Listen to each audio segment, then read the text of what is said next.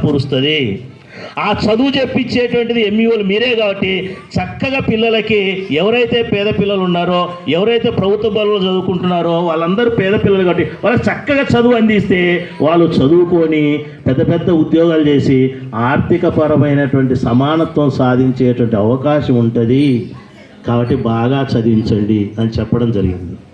So మనం చదివించాలంటే ఇప్పుడే ఎవరో వేదిక మీద చెప్పినారు, టీచర్ల వల్ల ఒక్కల వల్ల కాదు, టీచర్ల కంటే ఎక్కువ ఏది అంటే తల్లిదండ్రుల వల్లనే అయింది. ఎందుకంటే చదువు చాలా గొప్పది.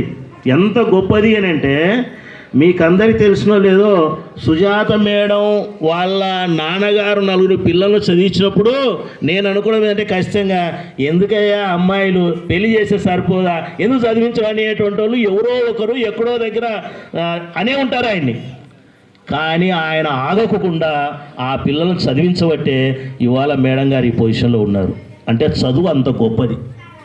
కాబట్టి మీరు కూడా అనుకోవాలా, మనం చదివిస్తే ఆ చదువు ఒకనాడు మీకు తెలుసునో లేదో, కిరణ్ గారు చిన్నప్పుడు లేదా నేను